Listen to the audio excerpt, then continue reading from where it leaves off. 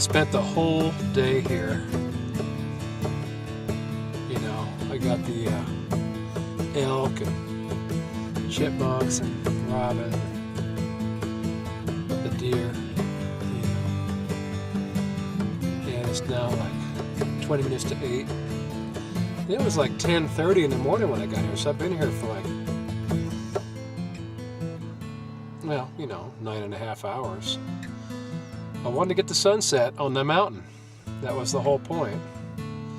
And plus I just sat here and read a book, and it was really good. I didn't read the whole book, but I've got a lot of it done. It goes right along with my Guardian Angel series.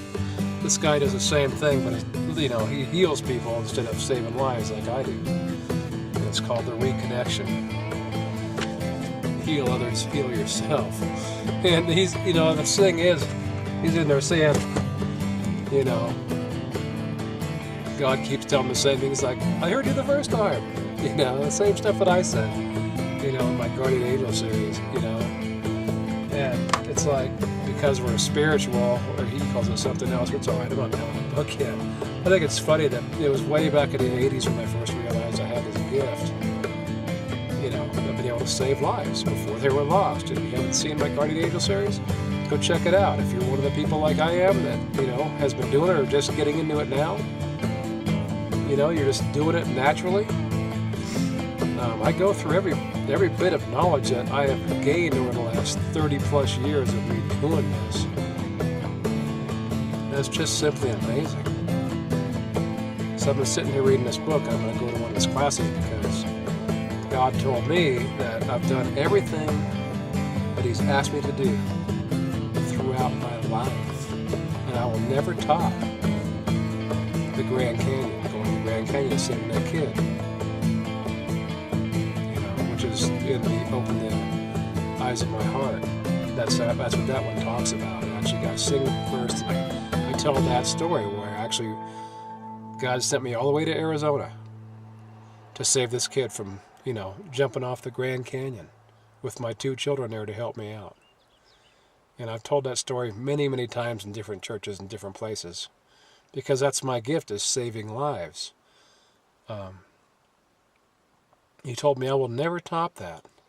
I will never top bringing my wife, or ex-wife now, back to life after she died in the Auburn Faith Hospital. You know, I can never top that. You know, there's just no way. And does it make me sad to know that I can't top that? No.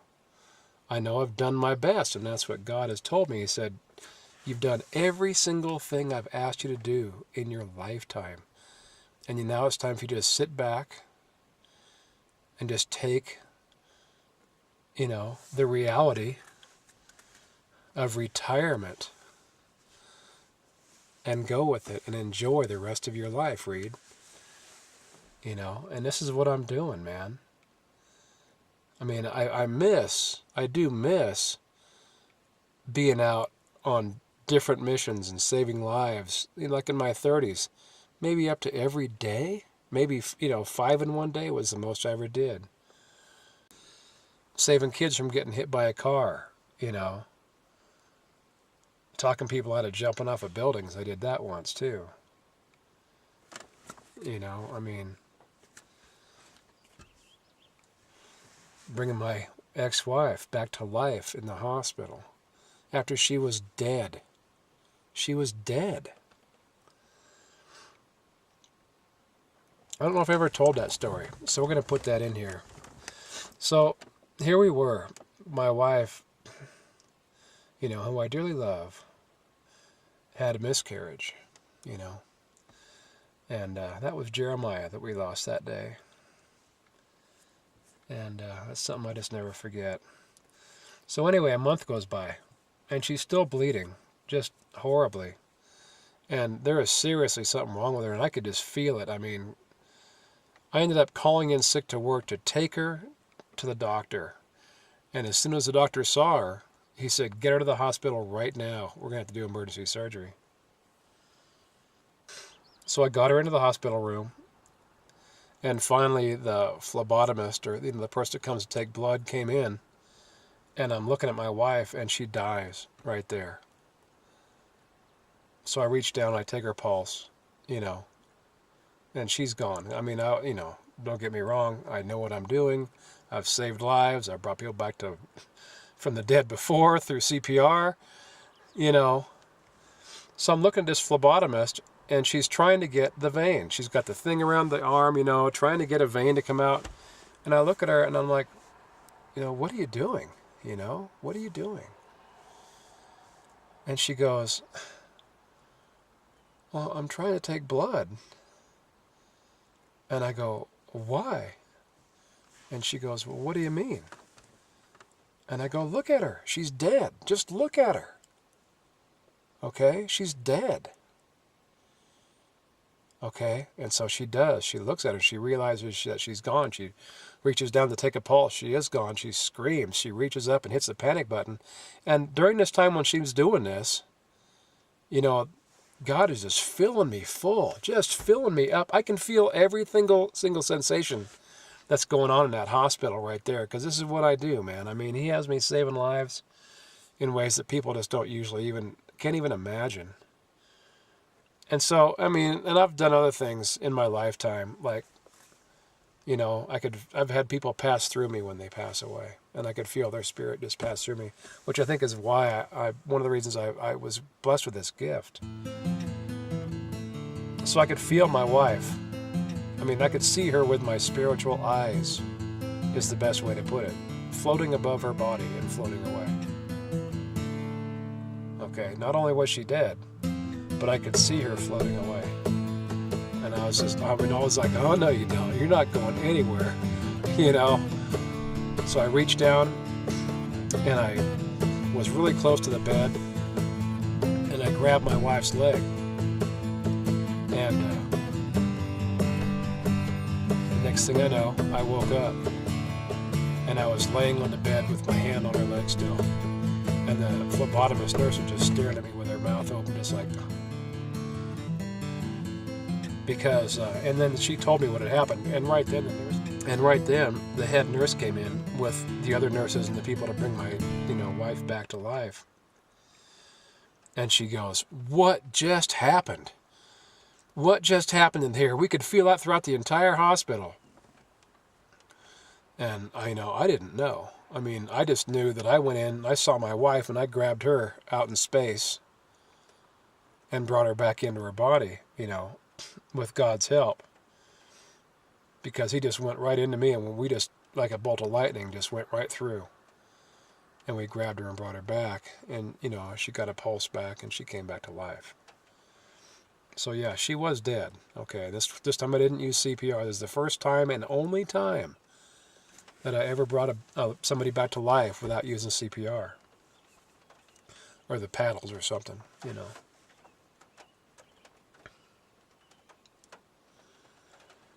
And so I'm sitting there kind of stunned because I hit the floor. And I mean, when I grabbed my wife's leg, I passed out.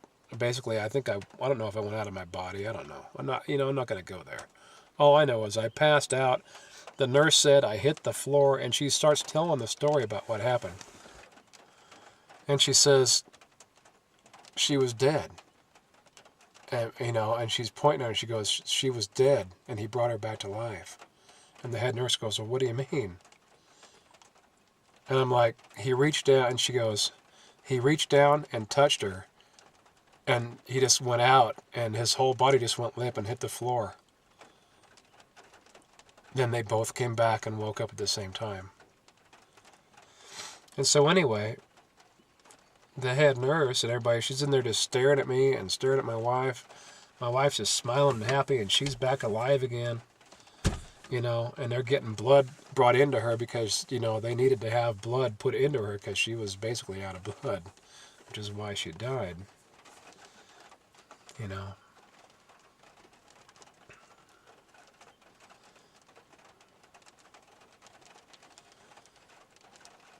And So that's what happened, man. I brought my wife back to life by going into her and feel, because I knew my wife that well, I could feel her spirit, and I felt that her spirit had left her body, and I could actually see her with my spiritual eyes, floating above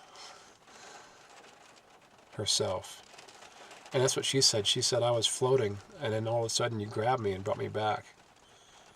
You know, I mean, it was just amazing. That's what she said. She says you were floating.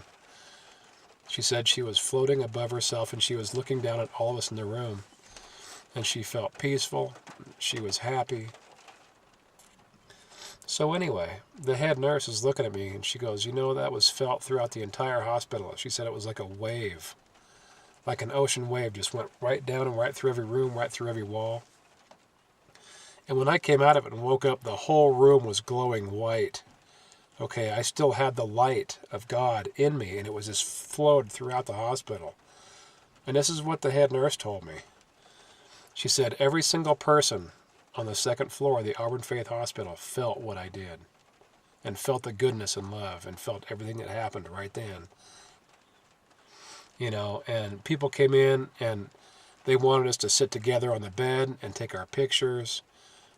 We probably got 3 or 4 dozen roses and sets of flowers from other people, and you know, whole families were coming in, and you know, this one guy, he said, thank you, I've never felt anything like that before. This was a true miracle happened here tonight. And that's what happened, man. It was a true miracle. I mean, and I guess when I touched her and fell out of myself and fell in, I like fell into the entire hospital. You know, and God just kind of just went right through me and filled that entire hospital with love. And it affected every single person there. We never had it. It was never put in the newspapers. We were like, oh no, you know, we don't want it to get out. Because back then I was thinking that I wasn't supposed to tell anybody about the stuff that I do. But I have so many witnesses. So many witnesses over the years. I remember this one family, it was a man and wife, and their little girl came in. You know, and they wanted me to give her a hug, and I gave her a hug. It wasn't because of that. She just kind of walked up to me naturally. And, you know, I'm always helping kids anyway. So I picked her up and gave her a hug. And, you know, she said that she loved me. And she was probably about 3. You know, every single person felt that. And that right there is the greatest save I ever did in my life, was bringing my ex-wife back to life in front of all the nurses and every single patient at the Auburn Faith Hospital. This is the Guardian Angel series, part 4, I think. That he actually, I just got to this part, and it made so much sense when he said in here, when he was talking with God just the way I do. He doesn't hear God the same as I do. It's like God doesn't speak to him all the time. You know. So he says, so imagine my surprise when I finally realized that for the healings to accelerate, I had to get out of the way and stop directing. I had to step back and let a higher power guide. Who's saying this, I thought? It can't be me. But it was true. Not only did the energy know where to go and what to do without the slightest instruction from me, but the more I got my attention out of the picture, the more powerful the response. Receive, don't send. Who said that, I demanded, searching the inner recesses of my head as if I could actually see something in there. You've got the wrong person here for that kind of advice. My ego was still recovering from get out of the way and let a higher power guide. None of this was making any sense. How am I supposed to get a healing through to someone if I don't send it to them? I wondered. Receive, don't send. And that was God talking to him again, saying, receive, don't send. And here he says, I heard you the first time. Answer my question, I retorted. Silence. Silence can really irk me sometimes, he said. What is it?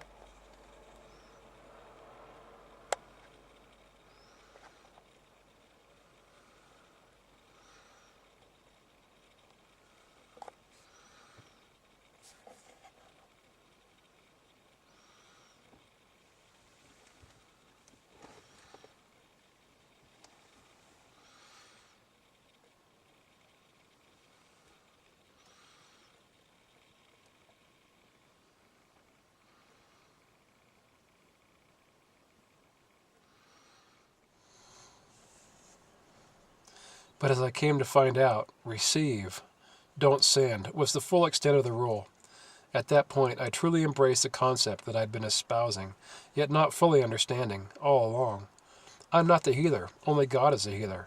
And for some reason, whether I'm a catalyst or a vessel, an amplifier or intensifier, pick your word, I'm invited into the room. Receive, don't send. How do I know this is true? Simple. I tested it, he says. I tested it myself. And I learned long ago just not to question. When God tells me to go to a church in North San Juan to say that lady like I talked about last time, I go. You don't have to ask me twice, but he does. If it's a real serious one, he tells me 3 times. I've said the same thing. I heard you the first time. I'm saying this to God, because I hear him that clearly. I mean, with me, with Mr. Dr. Pearl, it's totally different. He heals people. People come to him and he heals them. With me, I go to others and save their lives. 2 spiritual walks, 2 entire lives. He is famous. Just me. Just the way it's supposed to be. I'm following that plan that God has me on. He's doing what he wants to with me. It's been a great day. God bless you guys, Just want to pour it out to you. Just, if there's anything on your mind, send me a personal message, man. That thing is, Reed, you're crazy. Yeah, I already know. But you can send it to me anyway. I do enjoy what I do. And yeah, I admit to being crazy. I've been admitting that for a long time. Well, we're getting a few greens up there on the hillside. Maybe that'll show up. All right. That's enough of this. Bless you guys. Bless you guys. Just feel that goodness pour in and just clean you up and let the goodness come into you. And then just blow it all out. Whatever's left, the bad stuff, just blow it out. Take your hand and shake it away.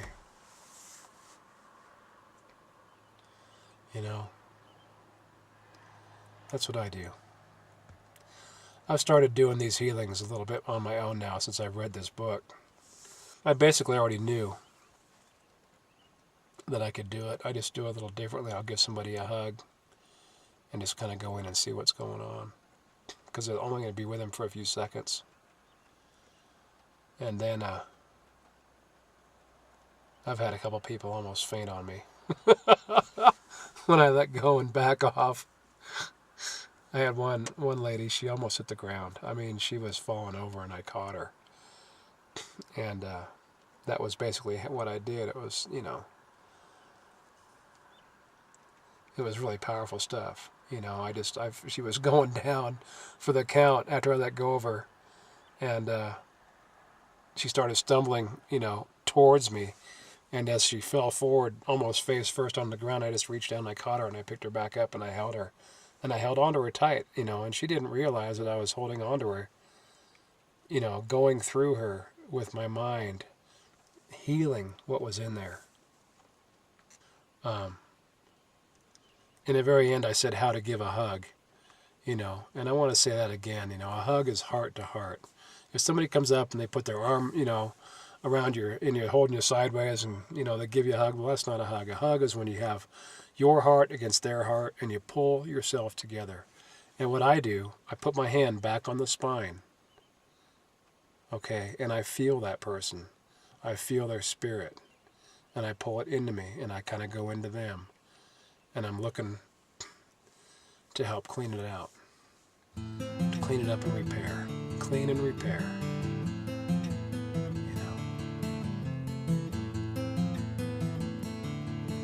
Does it happen all the time? I don't know. All I know is it does happen every now and again. And it's funny, I watch the people react after whatever really takes hold. And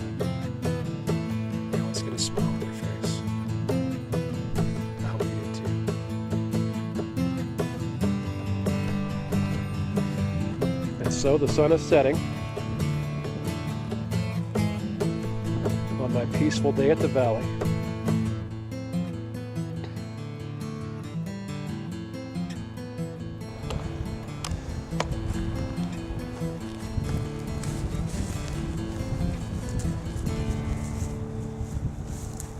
And this has been my day.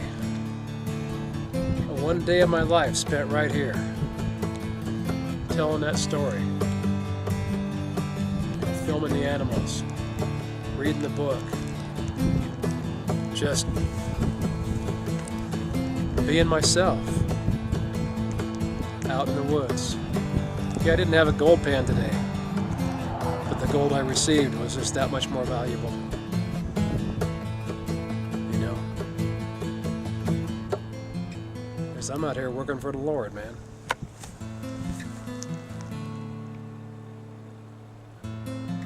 And I hope it helps you learn to do what you're supposed to be doing spiritually, because we all have that 6th and 7th and 8th and 10th sense. It's one thing Dr. Pearl said is there's up to 12 strands of DNA in the human body working, but only 2 of them are active, and he's reconnecting strands. That's pretty cool. You know? Very impressive stuff, Dr. Pearl. Very impressive stuff. Truly, I'm amazed that we're brothers on a different walk.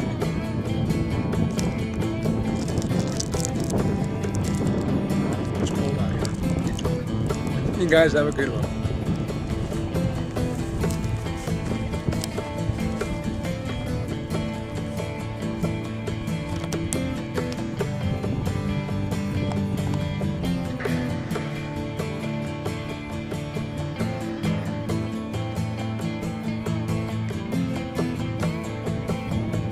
Yep, that one rock.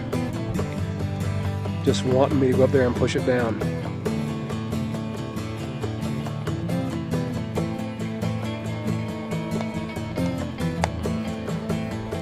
Hey, even the rocks are saying goodbye. See? You can see the trolls up in the hills waving to us, saying, "Hey Reed, what's up, man?"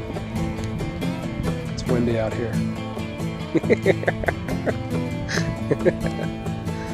Maybe I can catch one more person, one more animal before it gets dark. I do have my spare battery. I'll put that in because this one's done. Well, I finally saw more jackalope than I could possibly ever imagine here at the Wild Jackalope Exxon in Dubois, Wyoming. It truly is. Check this out. This is the greatest place. If you go through Wyoming on your way to Yellowstone or wherever, you got to go into Dubois and come in here and check out this jackalope. I could have got on it, but I didn't have the guts.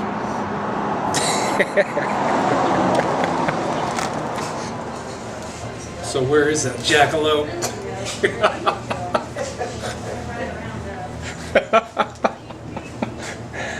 Here we are. You guys can come out here and ride your jackalope right here in Dubois. Finally found the king jackalope right here. And this is the place, man. This is the greatest.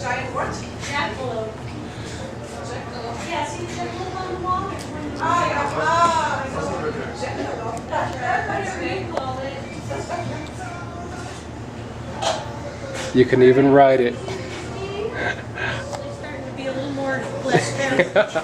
Go ahead, don't worry. I just taken a picture of a squirrel riding a little mini jackalope. Bye, have a nice day. Wow, isn't that cool? He's my favorite. I like that. This is just the coolest place, man. In Dubois. Right home at the giant jackalope Exxon in Dubois, Wyoming. Here we are. Dubois. Dubois. Say it wrong. Dubois.